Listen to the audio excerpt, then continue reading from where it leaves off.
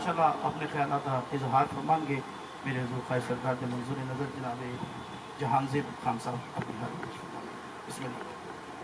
اعوذ باللہ من الشیطان الرجیم بسم اللہ الرحمن الرحیم نحمدہ ونصلی ونسلم علی رسولہ الکریم اما بعد اعوذ باللہ من الشیطان الرجیم بسم اللہ الرحمن الرحیم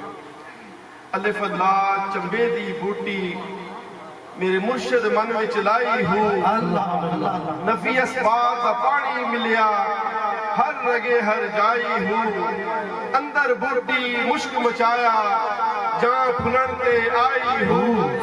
جیدے مرشد کامل والو جیدے سونا ساڈا بابا وادی والا والو جائے بوٹی لائی ہوں عزیزم سب سے پہلے تو میں اپنے حضور کا بہت مشکور ہوں کہ آج حضور نے اپنی طبیعت کی ناسازی کے باوجود بھی ہمیں یہ موقع دیا کہ ہم جو ایک دل میں ایک حسرت تھی کہ ہم جو ہے جشن وادی عزیز شریف غلامی کا جشن منا سکیں تو حضور نے ہمیں موقع عطا فرمایا اور اتنی جو ہے ہم ان کے تاحد جو ہے ان کی بہت ہی زیادہ ہم ان کے مشکور ہیں۔ تو عزیزاً زیوکا بات یہ ہے کہ جو میں نے یہ پڑھا ہے الف اللہ یہ کہانی ہے کہ جو پیر و مرشد ہوتے ہیں یہ توحید کا بوٹا جب بندے کے دل میں لگاتے ہیں پہلے ہم پڑھتے تھے کہ ہم اس کو بوٹا کو پیر و مرشد لگا دیتے ہیں مگر جو پانی ہے نفی اسباب کا وہ ہم دیتے رہتے ہیں تو وہ درخت بنتا ہے، حالانکہ ایسی بات نہیں ہے دوستو، پیر و مرشد ہی بوٹی لگاتے ہیں، پانی بھی وہی دیتے ہیں۔ آج 50 سال ہو گئے، خدا کی قسم جو بوٹی لگائی تھی اس کو ایک دم کے لیے بھی یہ وہ مالی ہے انہوں نے ہمیں ایک منٹ کے لیے بھی ادھر کا ادھر نہیں ہونے دیا، ایسی نگرانی کی ہے، ایسی ہماری جو ہے وہ دیکھ بھال کی ہے۔ خدا کی قسم آج 50 سال گزر گئے، ہم یہ کیسے کہیں کہ یہ جو تعلق ہوتا ہے خدا کی قسم یہ تعلق صرف پیر و مرشد ہی قائم کر سکتا ہے، مرید کی اتنی اوقات نہیں ہے، اتنی اوقات ہی نہیں ہے کہ وہ اپنے پیر و مرشد کے ساتھ وفاداری کر سکے۔ یہ ان کی محبتیں ہیں، ان کا جو ہے ان کی جو ہے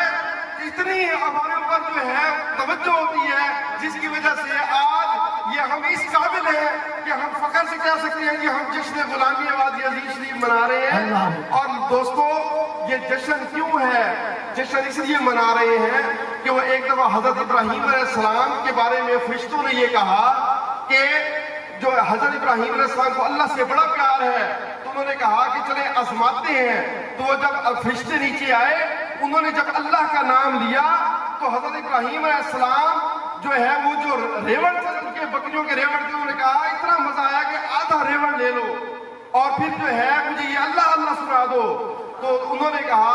اچھا جب سنا دی، جب دوبارہ اللہ اللہ کا ان کو پھر شوق ہوا انہوں نے فرمایا مجھے دوبارہ اللہ اللہ سنا دو۔ تو انہوں نے کہا اب کیا دو گے؟ تو حضرت ابراہیم علیہ السلام نے فرمایا آدھا ریوڑ اور دے دوں گا تمہیں۔ تو جب وہ بھی اللہ اللہ سنا دی تو تیسری دفعہ جب کہا تو انہوں نے فرمایا کہ اب مجھے کیا دو گے؟ تو ابراہیم علیہ السلام نے فرمایا کہ اب تمہیں چرواہے کی بھی تو ضرورت ہوگی نا۔ تو دوستو وہ اللہ کا ذکر اتنا قیمتی ہے کہ جس کو کے لیے حضرت ابراہیم علیہ السلام نے اپنے ریوڑ دے دیے۔ یار ہم جو ہمارے پیر و مرشد ہیں آج 50 سال سے یہی اللہ اللہ کرا رہے ہیں۔ آپ اس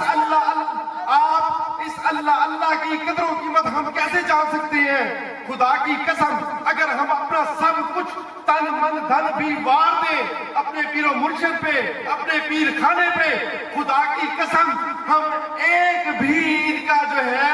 حق ادا نہیں کر سکتے، کیونکہ میرے پیر و مرشد فرماتے ہیں کہ جب تم بندہ قبر میں جائے گا تب اس کو پتا چلے گا کہ اللہ اللہ کی کیا ویلیو ہے، کہ یہ اللہ اللہ جو ہم نے کرائی ہے۔ تو اس لیے بات یہ ہے ہم اپنے حضرت صاحب اس لیے جو جشن وادی عزیز شریف ہے ہم اس لیے منا رہے ہیں کہ یہ اللہ کا ذکر کرتے کرتے کرتے آج اتنا عرصہ ہو گیا